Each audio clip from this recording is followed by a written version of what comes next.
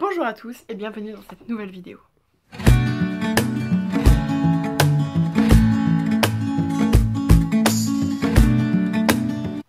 On se retrouve pour un bilan lecture, donc toutes mes lectures depuis le début de l'année parce que j'ai accumulé énormément de retard avec les fêtes de fin d'année. J'ai commencé l'année en lisant Orgueil et Préjugés de Jane Austen aux éditions Ultime, donc la belle édition en hardback. J'avais très peur en commençant ce roman d'avoir affaire à une écriture lourde, ennuyeuse, extrêmement descriptive. Alors il y a beaucoup de descriptions dans ce roman, certes, mais pour un roman qui a été écrit en 1813, la plume est quand même très moderne. Les pages se tournent toutes seules. On comprend pas trop au début qui est Monsieur Darcy. On comprenait pas pourquoi c'était l'amoureux de tout le monde, entre guillemets, pourquoi tout le monde tombait sous son charme. Parce que c'est vrai que en début de roman, enfin même pendant la grande partie du roman, on a l'image de quelqu'un de très hautain, de très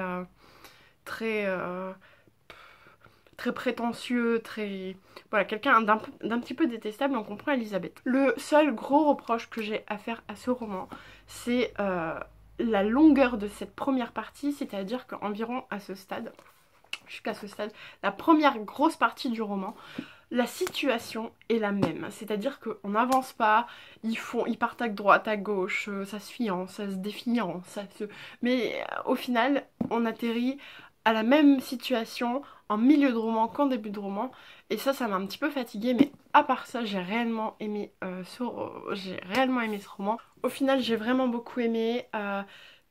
Toutes les familles ont des particularités et constituent un ensemble de personnalités plus ou moins détestables, je dois le dire.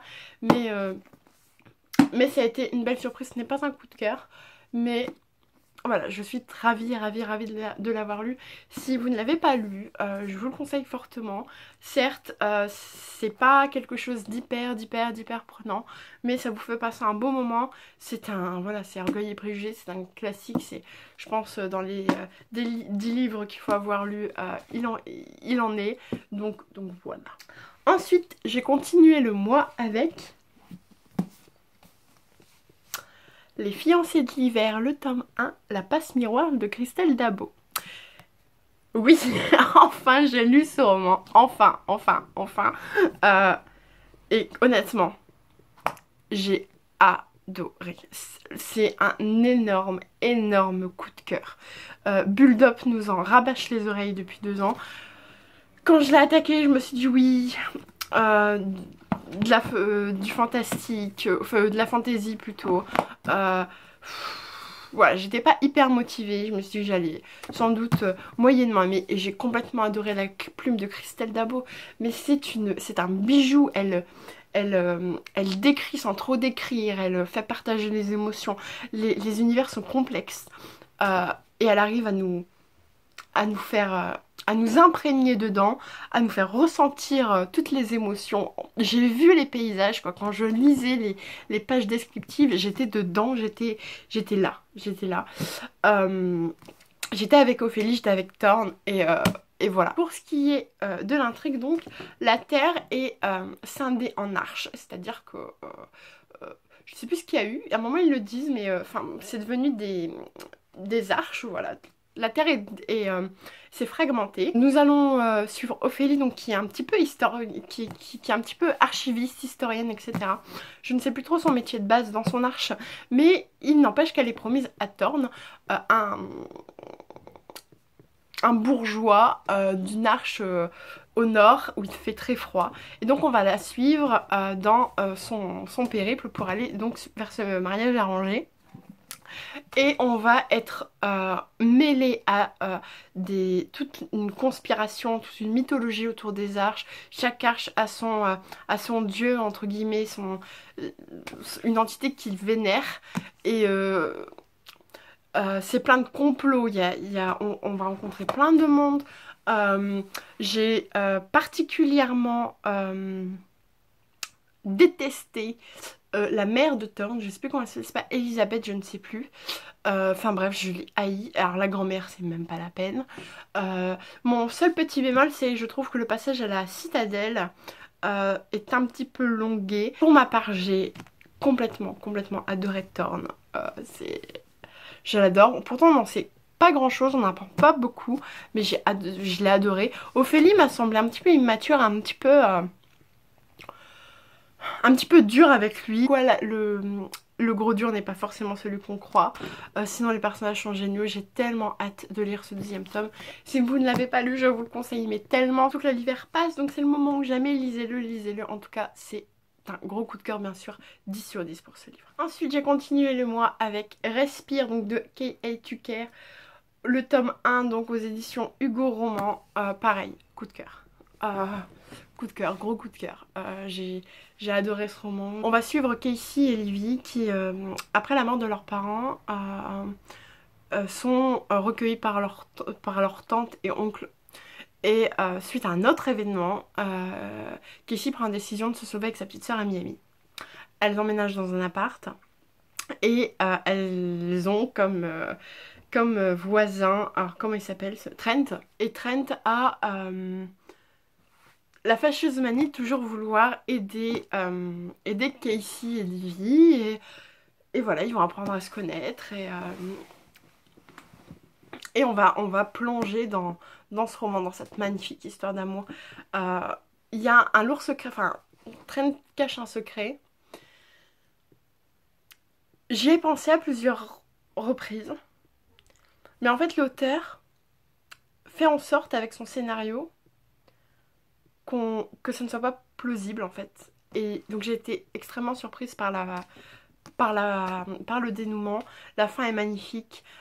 Tout ce travail sur la psychologie, sur le deuil, sur la nouvelle vie, sur la maturité, sur l'adolescence, c'est génial. J'en avais entendu parler par Moody.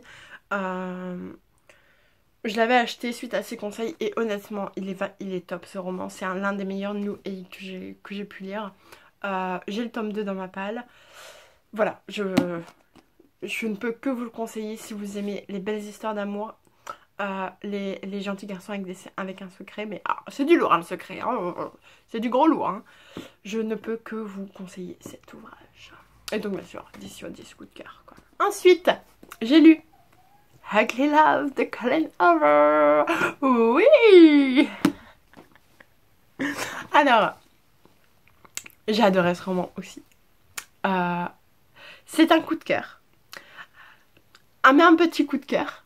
Parce que je dois dire que après Maybe Someday, c'est tellement dur. C'est tellement dur d'arriver à ce point. Je pense que Maybe Someday, c'est juste mon livre favori de tous les temps. J'ai adoré ce livre, je l'aime quoi.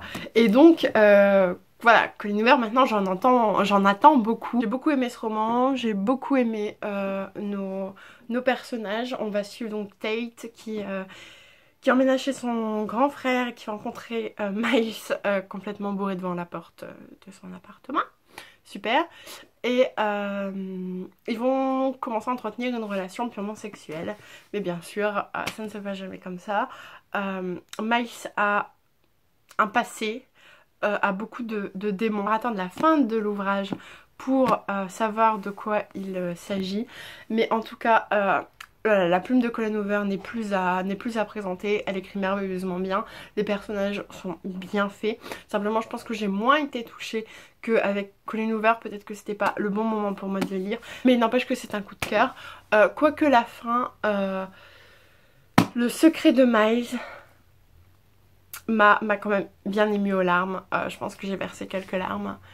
Ça fait un petit moment que je l'ai lu. Donc voilà, si vous aimez Colleen Hoover, si vous aimez sa plume ou si vous ne l'avez pas, si vous ne la connaissez pas encore, quoique je vous conseille quand même de commencer par Maybe Someday. Hein.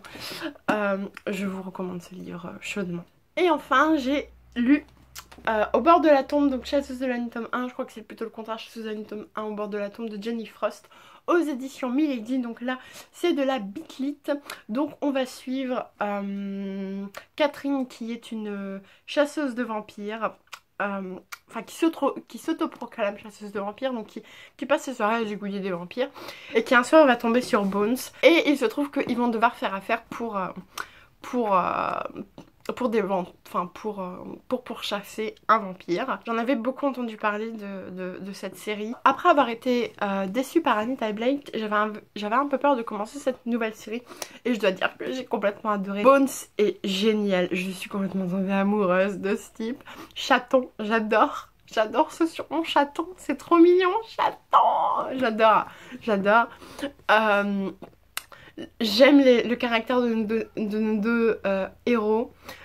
J'aime cette relation très dans la confrontation, un peu au chat, il joue un peu au chat et à la souris. L'intrigue est top, les personnages secondaires sont top. La fin de ce premier tome, elle commence fort pour un premier tome quand même. Enfin, c'est un premier tome, calme-toi. Mais voilà, j'ai lu la moitié du tome 2 là. Donc je pense que je vais vous en parler prochainement. J'ai les 6 premiers tomes dans ma palle puisque je les avais achetés d'occasion. Par contre, je suis un petit peu incapable de savoir si c'est un coup de cœur. En tout cas, j'ai beaucoup aimé. Je sais pas. En tout cas, je lui ai mis la note de 8 sur 10. Et voilà, si vous cherchez une petite saga Beat-Lit, après avoir lu, je sais pas, La confrérie de la Lègue Noire ou Les Vampires de Chicago, par exemple, eh bien, je vous conseille celle-ci. Voilà, ça a été un mois riche en coups de cœur. J'ai adoré ma lecture de ce mois-ci, du mois dernier d'ailleurs. J'espère que vous allez bien. En attendant une prochaine vidéo, je vous fais des gros bisous. Je vous embrasse très fort et à bientôt. Bye. Baby, everything you've ever done underneath this year